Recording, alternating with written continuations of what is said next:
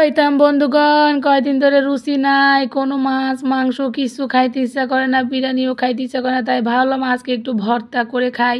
তো এই যে ভর্তা করার জন্য অবশ্যই লাগবে কচু পাতা, আর এই কচু পাতা আপনাদেরকে লাগবেই, কারণ আমি আজকে যে ভর্তাটা আপনাদেরকে বানিয়ে দেখাবো সেটা হচ্ছে কচু পাতার ভর্তা। আর এই কচু গাছগুলো কিন্তু আমি নিজে লাগিয়েছি। কচুলতি খেয়ে কচুলতি 2-3টা লাগিয়ে রেখেছিলাম, সেখান থেকে কচু গাছ হয়েছে। তোমরা কিন্তু চাইলে টবের ভিতরে কচুলতি লাগাতে পারো, তাইলে কিন্তু এরকম কচু শাক হবে।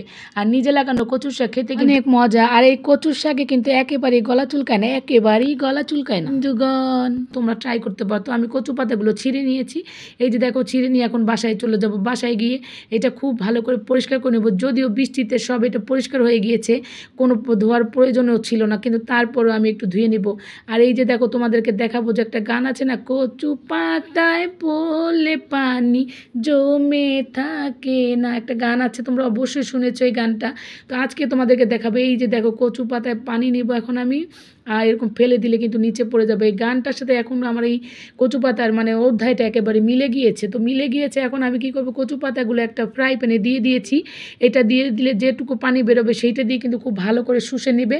ওইটাই শুষে নেওয়ার পরে আমি এখন এটা উঠিয়ে নেব। উঠিয়ে নিয়ে এইটার মধ্যে দিয়ে দেবো বেশ খানিকটা পেঁয়াজ এবং রসুন এবং কাঁচামরিচ। আজকে আমি বন্ধুগণ কাঁচামরিচের ভর্তা বানাবো, কারণ আমি ইদানিং আর শুকনো মরিচ খেতে পারি না। শুকনো মরিচ খেলেই আমার পশ্চাৎ অংশ খুব জ্বালা পোড়া করে, আমার বুকটার ভিতরে খুব জ্বালা পোড়া করে, গ্যাস্ট্রিক। তাই আমি কি করছি, এই কাঁচামরিচগুলো নিয়ে খুব ভালো করে একটু উল্টাই পাল্টাই চিত করে বুট করে হগলভাবে একটু লাড়াচাড়া দিয়ে ভাজি করে নিতে হবে। এখন এটার মধ্যে দিয়ে দেবো একটু চিংড়ি মাছ। এটার মধ্যে চিংড়ি মাছ দিলে সোনায় সোহাগা ভর্তাটা হয়ে যাবে। তোমরা চিংড়ি মাছ না দিলেও পারো, শুটকি দিলেও হবে।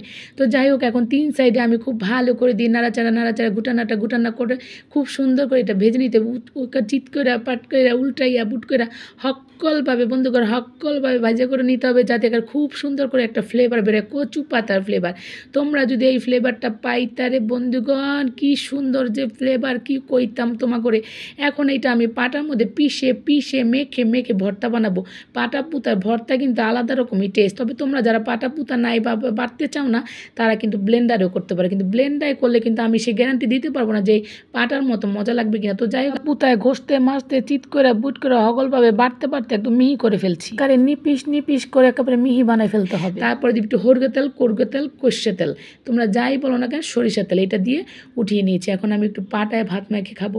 ছোটোবেলায় আমার মাই ভাই পাটা ভাত মেখে দিত বন্ধুগণ, কি স্বাদ যে লাগতো, কি আর বলবো। তো যাই হোক, সেই স্বাদ তো আর পাই না, দুধের স্বাদ ঘোলে মিটালাম আর কি। তো যাই হোক, এই যে দেখো আমি কিন্তু এখন ফাইনালি খেতে চলে এসেছি।